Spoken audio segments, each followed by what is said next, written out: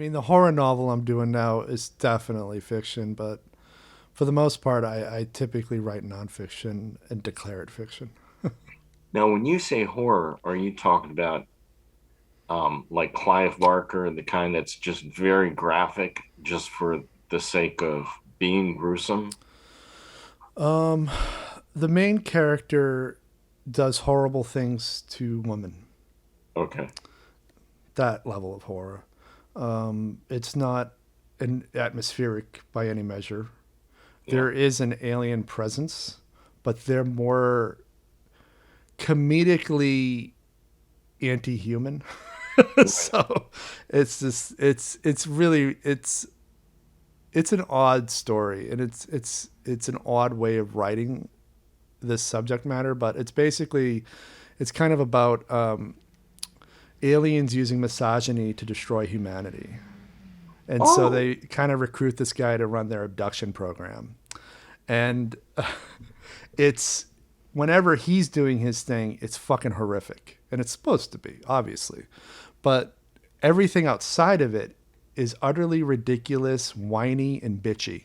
And and just like how does this guy how has this guy managed to live to adulthood with his inability to function without the intervention of aliens? Like it's a really weird book, and I don't even know if it 100% belongs on a horror shelf, but it's the only way I can mentally prep people for the level of devastation that he wreaks.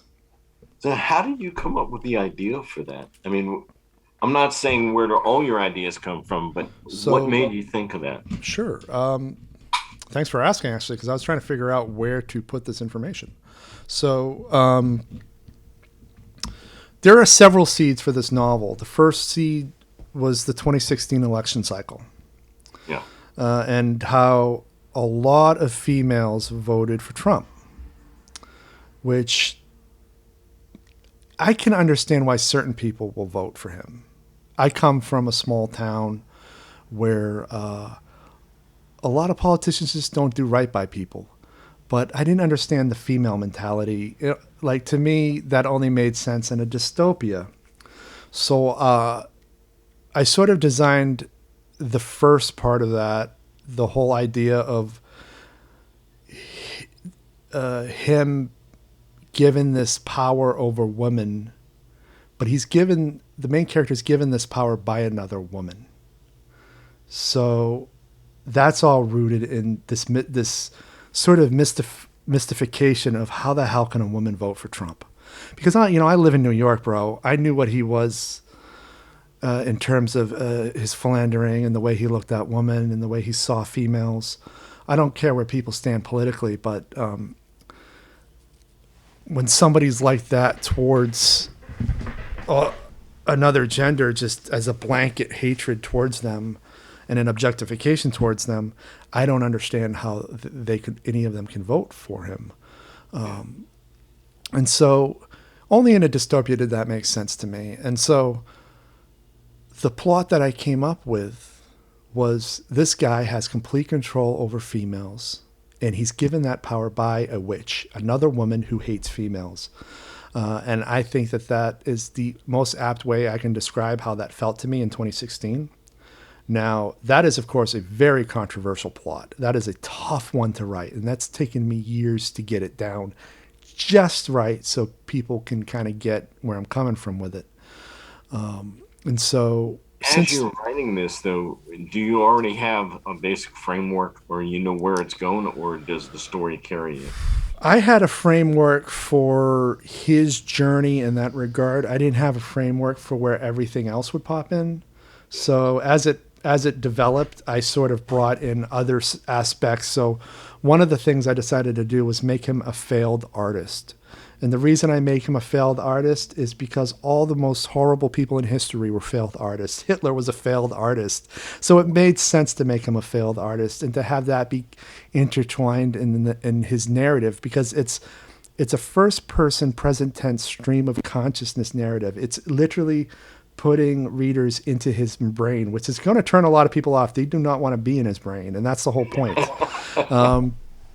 And so, yeah, it's so as it goes on, I'm kind of bringing in not just my experiences as a freelance creative, usually just the worst of the worst stuff. Most of my experiences have been pretty good, but I'm like, oh, what's some bad shit that could affect somebody who's really damaged, and Right. then I'll build onto that. And so, I'd say seed number two was sort of working as a freelancer with questionable clients.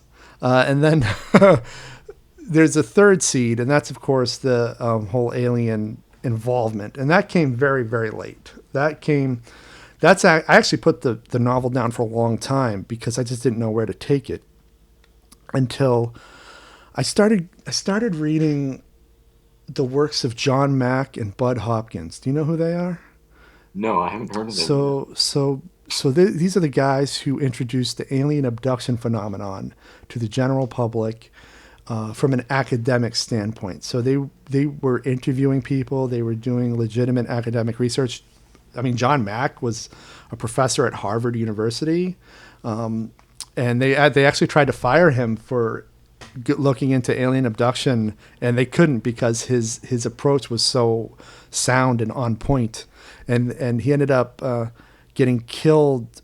He had a weird circumstances to his death. He was in London and he got killed, and that's the only conspiracy theory where I'm like, yeah, a lot of weird things just don't add up, like Right. this guy who, they tried to fire him for doing this, and then he just ends up getting killed in London for no reason.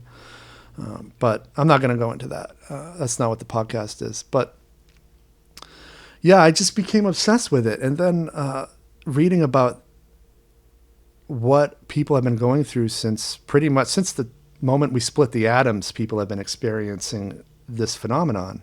Right. So I'm like, I'm going to roll that in because I think that that's really interesting, and that makes a lot of sense for maybe where I can take this character. And so it's evolved to a point where this is book one of what will be several. This has become it was originally a standalone thing, but now it's become the introduction of a villain of a much larger story.